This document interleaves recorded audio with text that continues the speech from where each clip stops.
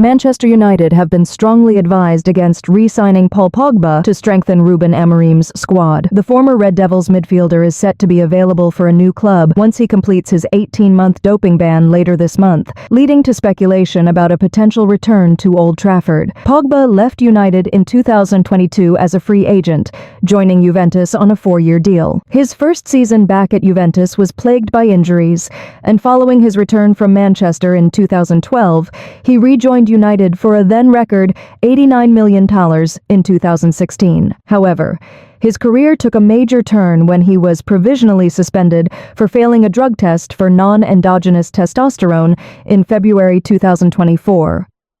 The Italian National Anti-Doping Tribunal handed him a 4-year ban, which was later reduced to 18 months on appeal in October, allowing him to return to training in January 2025 and resume playing in March. Following a mutual agreement to terminate his contract with Juventus in November, Pogba is free to explore his next destination.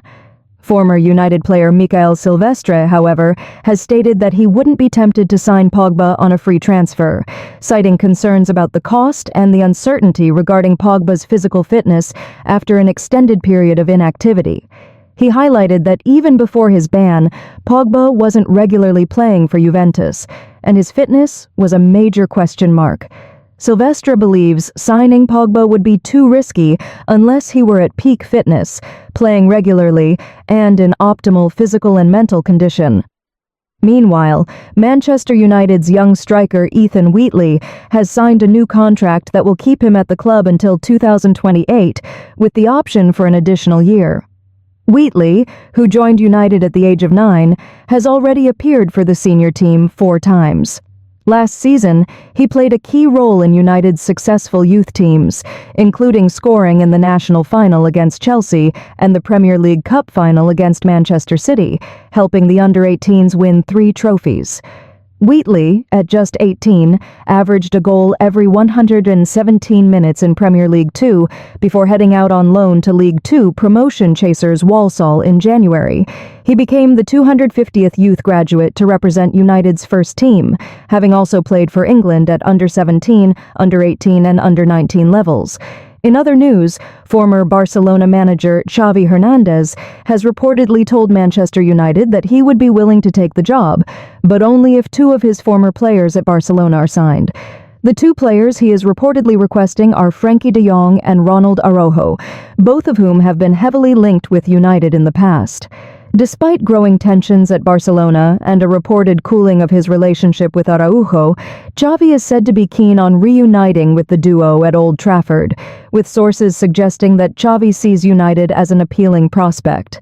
However, the club is still planning its summer transfer strategy under the assumption that Amorim will remain as manager. Xavi's request for De Jong and Araujo might complicate things, as both players have previously turned down moves to United, expressing their desire to stay at Barcelona. Until further confirmation, this report should be taken with caution. Meanwhile, United manager Ruben Amorim has named an 18-man squad for the crucial Europa League round of 16 first leg against Real Sociedad. The squad is depleted due to injuries, with Harry Maguire and Manuel Ugarte both sidelined after minor injuries, sustained in United's FA Cup defeat to Fulham. The team's injury problems continue to hamper their options for this important fixture, but there is some good news with the return of young midfielder Toby Collier, who is back in training after missing the previous Europa League match in January. Despite the absence of several key players, Amorim will be looking to guide the team to a strong performance, with youth talents like Patrick Chekber-Dorgu and Aiden Heaven included in the squad. Looking ahead, United's Europa League ambitions are now crucial to their season, with Amorim's future as manager potentially hinging on success in the competition. After inheriting a team that was struggling in 14th place, Amorim has had a mixed tenure, winning only 5 of 16 Premier League games. With United's domestic cup exits and struggles in the league, the Europa League is now seen as their best chance to salvage the season. However, there are growing concerns about the team's performance under Amorim, and some pundits, like Paul Merson, have criticized the lack of a coherent playing style and direction.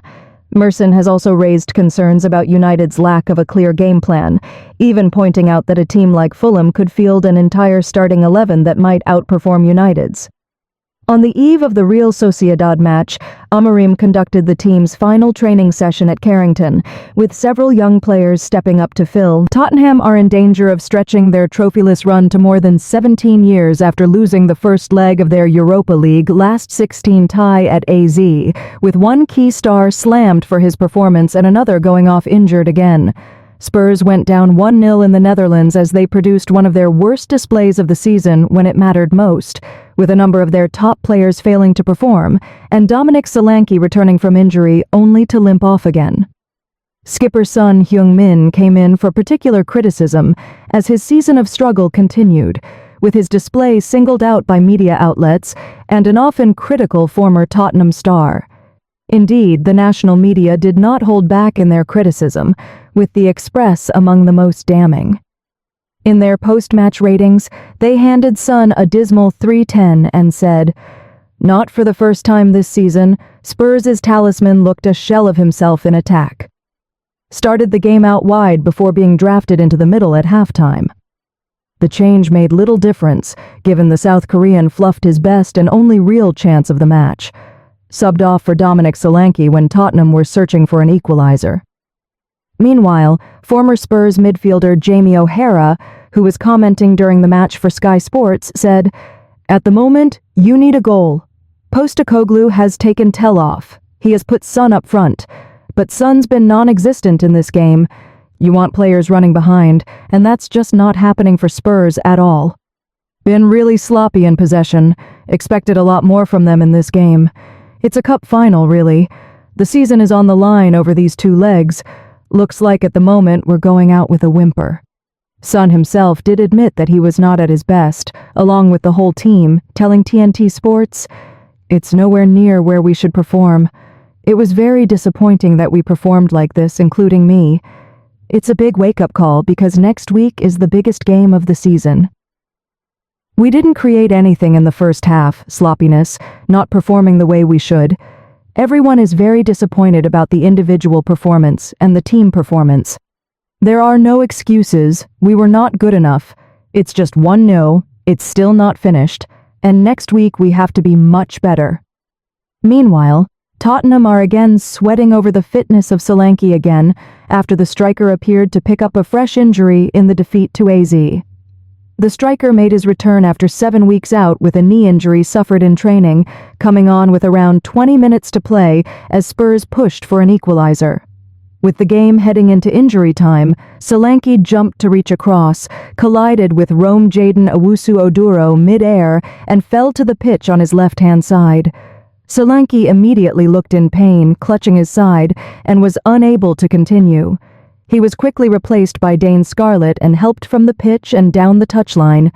Speaking after the game, Postecoglou said, "We think it's a knock, so hopefully nothing too bad. He's a bit sore." Spurs' season rests on their Europa League campaign, having been knocked out of both domestic cup competitions, while their Premier League form has seen them languish in the bottom half for months. As for side's performance in Holland, Postecoglou did not hold back, adding, "It was nowhere near the level it needed to be. It wasn't great from us tonight, pretty much all facets of the game. We didn't really get to grips with any part of the game. We struggled to gain any momentum with the ball. We weren't as aggressive as we needed to be without the ball.